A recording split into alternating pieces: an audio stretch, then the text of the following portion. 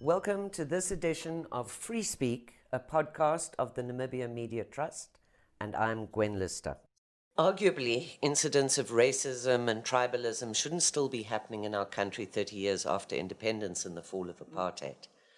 But it's almost like we've simply brushed the subject under the carpet through the policy of national reconciliation, just pretending it's all going to go away.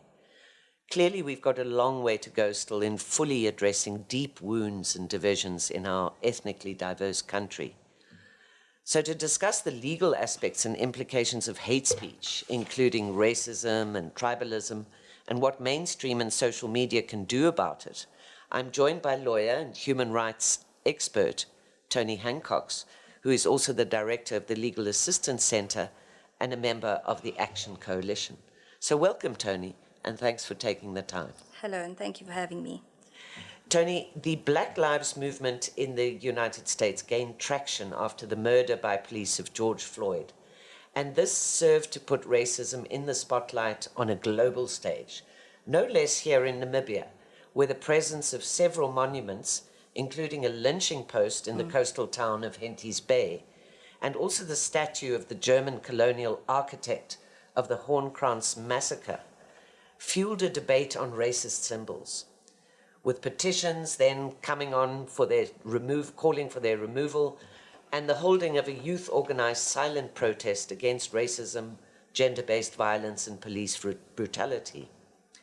All this is playing out largely on social media, but also in the mainstream press, giving voice to the outcry as well as its backlash, and resulting in toxicity on all sides. So Namibia remains polarized not only in racial, black-white terms, but also on the basis of tribalism. In more general human rights terms, how do you see us liberating ourselves from discrimination, Tony? Okay, I think human rights, the basis is equality. Obviously, you want to be equal in all ways, so you have the right and access to everything that is in the Constitution and is known to be basic human rights. So I think equality is a big thing that we need to look at. And while equality brings with it liberation, in certain instances, I think it actually makes it worse, and that there becomes a racial divide because there is equality. Exactly. So a couple of examples. You might focus on one issue to the extent of the loss of others. And this brings some kind of disparity between people. If you look at the Constitution, I think it's Article 19, says that you have the right to practice your own culture. The very next one speaks to education. How are you going to balance that? Right. If you do equality on the one side, you're going to hurt someone on the other side. Right. So that can create disharmony, I think. Another thing is, if a topic is a hot topic, and I don't mean this disrespectfully, but obviously during the AIDS pandemic, access to health was a huge thing. Right. And people were absolutely throwing money at it. In fact, a colleague of mine said that you just have to take a piece of paper and jot a few things down in pencil, and the donors will throw money at you. Right. And absolutely, that was important, that was a topical issue. But at the same time, someone else is saying, okay, right, because it was towards a specific community that the assistance was given, we know that. So someone else is going to be saying, well, fine, you know, this is all, they are getting all of that, and what are my children eating? So I think that also created a concern. And then I think at the end of the day, we are all about being equal, but we don't take it any step further. Right. So you will work, and our education is very, very dear to my heart. So you'll say, okay, well, everybody has now got access to education. Have they? No, they haven't. And the people that don't have proper access are going to be saying, really, look what you've got and look what we don't have. And it makes it worse, I think. There was when we were doing this commission of inquiry, one of the women's rights activists, in fact, said, at least under the old apartheid era, I had a house made of bricks. Wow. So, you know, these are things that are still very, very deeply ingrained. Right.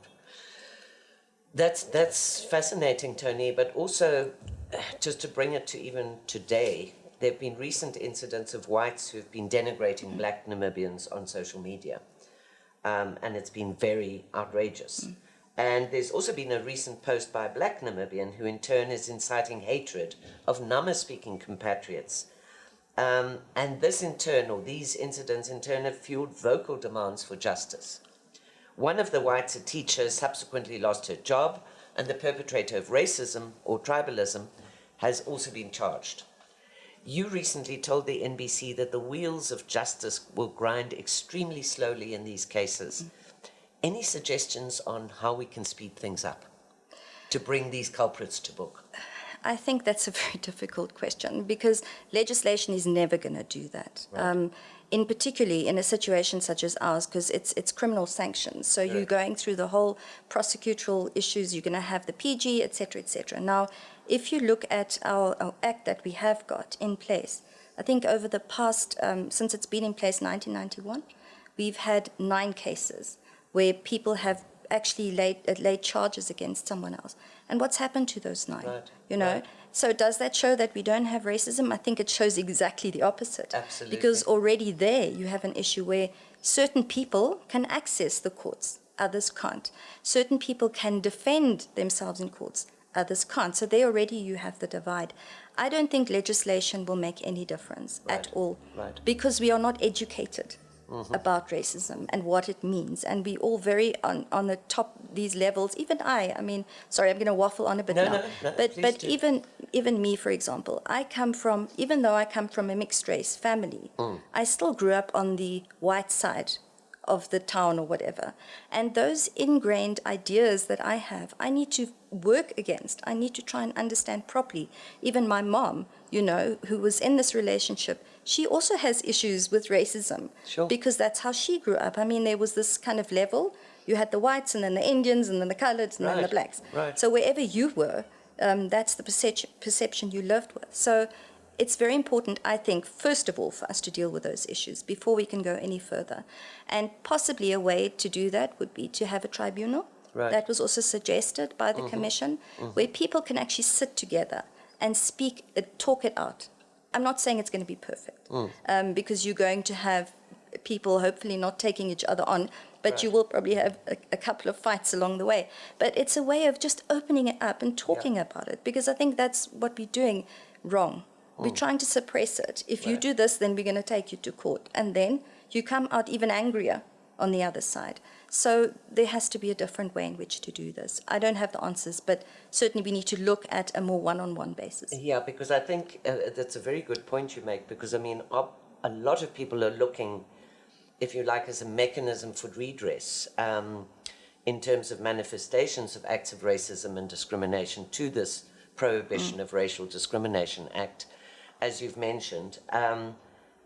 But as you say, is the law the right way to deal with these things? Because again, if some of these perpetrators we've mentioned get prison sentences, it's unlikely, but let's say it happens, how have we really, or how does this act as a deterrent to hate speech? So it's something in actual fact much deeper that you're alluding to, that it's where we grew up, how we grew up, and it's not only in terms of color, but also in terms of culture. So we shouldn't put much stock in that act trying to ameliorate the situation, in your view. No, I don't think so. I mean, you also have to look at that point in time when it was promulgated, how people felt. It was just after independence. Right. There was so much pain and there was so much hurt. Right. I mean, you look at the Constitution, what the basics were, what the preamble deals with. So this, even if you look at the Act itself, it deals very specifically with racial disharmony in such an emotive way, the wording, and at the end of the day, it's all very subjective. So you're not quite sure where it begins and where it ends. Absolutely. And that has been part of the problem, I think, is nobody really knows. Exactly. Now, you've got this put on paper, but it doesn't mean anything. Many people don't even know that it exists. Right. You know, they're just sitting back and thinking this guy's doing what he's been doing for 50 years and it's not going to change. And nothing's going to help me. The government hasn't done anything, not even knowing that there is this legislation, which in any event is, I wouldn't say it's not worth the paper it was written on. Yeah. Of course, the idea is there, but you can't really integrate it into society, I'm afraid. Exactly. I often say, and I think it's true really to say that, you know, all of us, I mean, I think every single individual on earth is a person of prejudice in one way or another. And what we really have to do is actually deal with those prejudices, whether it's homophobia or racism or discriminate or any of those things. There's always an element or a dislike for another culture. So these are things we must deal with. And I'm interested to hear you saying that actually the place to do that is outside the laws and possibly with a tribunal. We can get back to that later. But also, Tony, just to, how do we define the boundaries of free speech? There's a very thin line, isn't there? We can't say that offensive speech is wrong. Because as we chatted earlier, say some of us, myself for example, is a proponent of abortion. And yet to raise the subject on social media or anywhere else is very offensive to a lot of people. But that doesn't mean it shouldn't be said. So where do we draw the line between free speech and defamatory hate speech, or what I also like to call hurt speech? Yes, I saw that. How do we draw the line on that? Okay. Because, if we did a tribunal like you referred to, a lot of that sort of sentiment would come out. Where do my rights stop and yours begin? This is actually a very difficult question, although people seem to think it's quite, it's written in stone. It's not. It's not. And in terms of freedom of expression, you're probably better at that than I am. For me, personally, the difference is between intent, number one, and how you bring that about. Yep. And two, the same subject can be dealt with. It's just the way that it's dealt with. Right. If you're doing freedom of expression, the idea is to say what you really believe. After you've looked at all the objects that deal with it, obviously, whether it's offensive or not is not the issue. At the end of the day, it's because you want to bring that issue out into the public. People can think about it, people can talk about it, they can say you're an idiot, but you haven't put it across in a way that is abusive of anybody. You've just put the information out there. Yep. And I want to think of an example. I was thinking of it earlier on. If you want to speak about the fact, for example, that the utilities from the municipality, was provided to a certain section of Hancock, right. And it still is, and we know why it is. So now you've got freedom of expression, and you're going to say there is a fact that this is happening. It comes from our colonial past. We need to address it, Then you've got somebody else that's saying exactly the same thing, but they're saying these bloody whites, they're having everything. They think they've got it over us, and we want water too. Yes. So the intention might have been the same, but the way in which they put it across is different. So for me, it's those two issues. What do you intend with it, and how do you put it across? Right. And obviously, in the cases that we've looked at most recently, the issue, as you say, is critical of intent. Are you actually intending to do harm with the words you use? And that's very important as well. There's no doubt also that, of course, social media, and years ago we didn't have social media, so a lot of these voices of hatred and discrimination and all these kind of things were suppressed to a very large degree because they didn't find outlet. Now with social media, this has become the platform for racist and tribalist speech, and it's amplified in many cases these voices of hate. In his 2017, I think it was, report on racism and discrimination, Ombudsman John Walters recommended legislation to combat what he called cyber racism. What are your thoughts on this, Tony? Again, would your thinking be that legislation, even for online speech, you'd have the same approach you have to legislation in real life, put it that way? I think the idea at the time was to say that we should look at whether that's a possibility. Right. And at the end of the day, this hasn't worked in terms of vocal, racism or written racism, the act we have now. So even less, it's going to work with cyber racism, I think. I think it's incumbent on, I don't know who, the media, the press, and so on, that are dealing with these things on a daily basis, to get the message out there why it's not appropriate, so that people are shamed when they put something on there, named and shamed, because very often it's undercover. I'm not quite sure how these things work. Right. But so I think that it's more about educating people so that they actually feel embarrassed when they do it.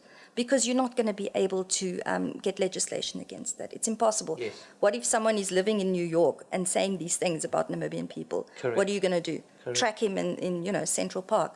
It's not going to happen. Right. So legislation is a no-go for me. Yeah. Which is interesting. You mentioned if mainstream media brings me to exactly that question, whether mainstream media in Namibia is actually facilitating or fostering this vision of a non-racial society in their coverage of race and identity politics, Or do you think they're simply reproducing the biases that are so inherent in Namibian society?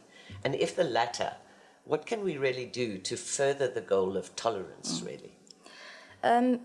I think that they want to put things on the headlines on the front page. Right. That's sensationalist, to be honest, and that's going to sell the newspaper. And the problem is that it's often going to be something like that. Right. I think the problem is even if they do speak, and we're talking now what we could do, even if there is an opinion piece in the newspaper that speaks to these issues, Right. it's not getting out to the people that need it the most. So there needs to be a concerted effort, I think, to get the media and the ideas that they have out to the people that need to read it. I had a discussion with a fellow human rights practitioner the other day, and I said, I'm so tired of having these meetings speaking to the same people that absolutely believe in the same thing I do and using long words about context and, Absolutely. whatever. I don't want to do that anymore. We need to actually speak to the people that need it in the language they require.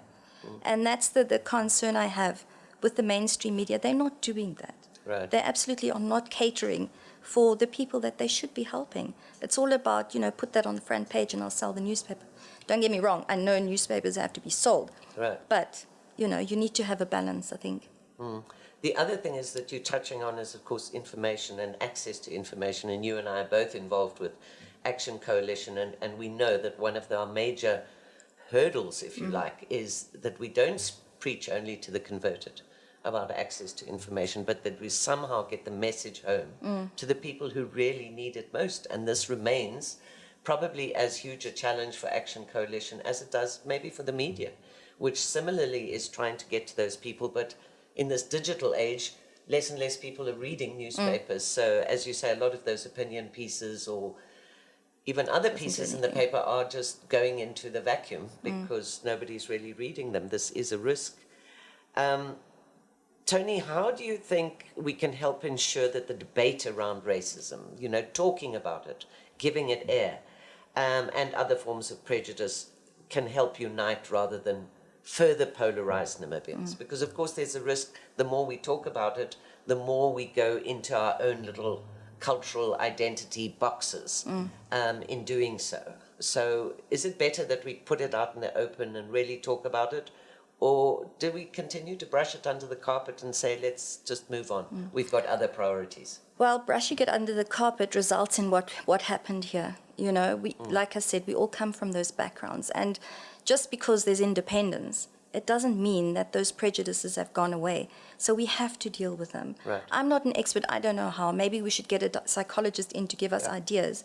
But we can't just brush it under the carpet. And different countries have done different things. In South Africa, we had the TRC. Exactly. Some of it worked, some of it didn't work. Right. You have Australia, you have New Zealand that have all got these issues. We need to see how we can learn from them to do it here. But people need to be prepared to get the message. And I think that's a concern too. And that's where education comes in. And I think in terms of there might be people in the past they're not reading the newspapers, the older generation, and their prejudices are being moved on to their kids as well. And so it carries on. So you need to go back to that step as well, And the other question, which we probably don't have time to touch on today, and that is, of course, the question of economic justice. And if Namibia was a country where unemployment was at an absolute minimum, would these issues be or have the prevalence that they do today is another question, I think. But Tony, also let's go back. I mean, we have a pretty good constitution and we have a great Bill of Rights. How can these be used, if you like, to help develop empathy and mutual respect among all groups and to minimize, again, what I refer to as hate or hurt speech? The Constitution is the beginning, and It's it the is beginning, wonderful, right. and we all say that. Right. But it doesn't manifest in our lives if we don't understand how we can get it to manifest. Right. So I think what would be a really nice thing or a test case to do would be to take one specific right and work it through all the way to a part where everybody actually gets it. Exactly. Equality is not a reality, and it never will be, It's even a if you dream, have, isn't it? exactly, even if you have those words. But they are ultimately just words, and we can all be very proud of those words, don't get me wrong. Absolutely. But the implementation is the key, and at this point it's not happening. it's not happening. And it also struck me around the sort of recent discussion around the statues and historical racial injustices that often, and this is a problem for me, and comes back to access to information, the facts behind a lot of our history are not known. So that accounts also for a lot of vitriol in that people don't always understand all the issues and what has happened. And in some extreme cases, Tony, I notice more and more that the facts, I mean, if you look at Trump's America today and his base, as they call it, which really deserves the word base, the facts don't matter at all. So in order to foster more informed debate and opinions, the media, you would probably agree, could be doing a lot more to tell those stories of what happened in the past so we come to terms with the present and the future. Most definitely, but I go back to that again, that those stories have to be told in a specific way. You know, how was it in the past? You didn't read the newspaper, you sat around and you spoke about things. So if you can get a culture of doing that, and the media can assist with that, because they could, for example, take one issue and say, let's work through this, let's talk about it. Speak to the youth, speak to the older people, sit down and have a conversation. And I think I'm not an expert at these things, and I don't know if they will help, but we have to start with something. Exactly. And the way it's going now, it's not working. Agree with you. And Tony, if we go back, because obviously what we're really talking about here in the terms of equality and everything else is basic human rights. How do we put that and our Constitution and our Bill of Rights in the hearts and minds of people? Because that's really what it's about. I don't know how many people even know we have a Bill of Rights. So would we be able to look at some kind of solution if we can't find it in laws redressing, you know, these type of injustices, to really go back to homes and to schools and to teach basic human rights, for people to learn, you know, however we've come onto this earth is not of our own making. If I've come here with a pale skin, I didn't necessarily choose that.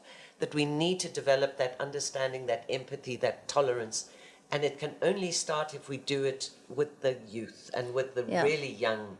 So what would your thinking be around that too? I don't know to what extent it's mirrored in the Namibian educational curriculum, but really to bring human rights front and center to try and combat these evils of racism and discrimination. Let me first say about the curriculum, it's just, it's their little part and it doesn't actually get dealt with. It's lip service. 100% that's the only way it's going to go. There is no other, well, whether that will help or not, it will help. Whether it will make sure that never happens again, no, it won't. But at least it's a start.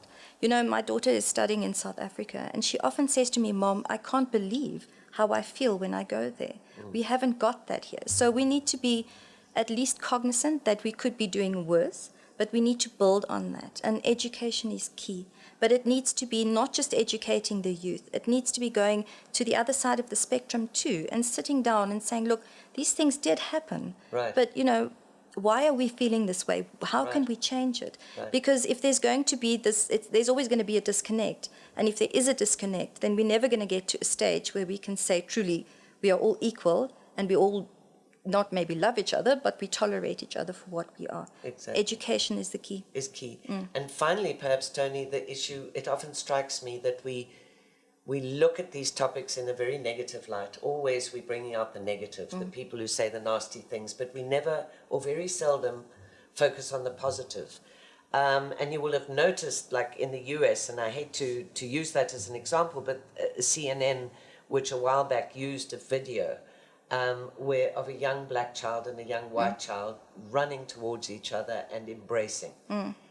A wonderful image. And that happens a lot. Let's face it, there is a lot of good, certainly in relations between different races and tribes in Namibia.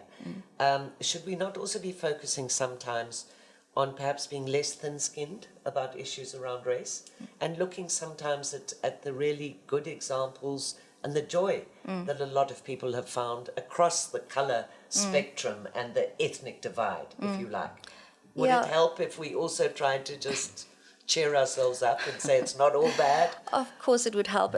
A while back, there was a long time ago, I say a while back, probably about 10 years ago, there was a magazine that just used to, it was online actually, that just used to report on positive things.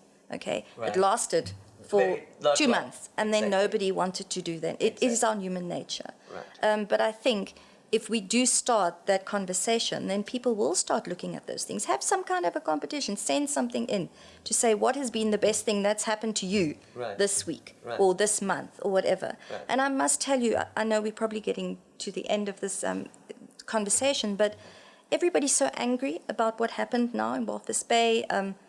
To say that, I'll apologize to the media, I mean, you can take that apology and take it as for what it is. Yes.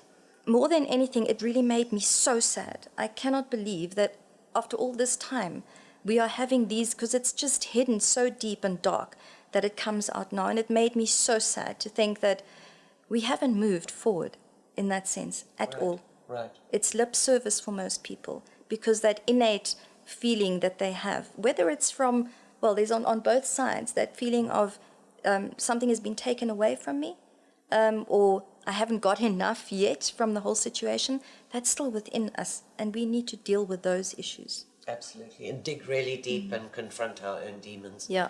Tony, I think you've ended this on a great note, and I'm sorry we haven't got another hour for this conversation, but thank you so much for helping us at least start the discussion. Yes, and I about hope it this. does help a little bit. Thank you very much, Thank Tony. you.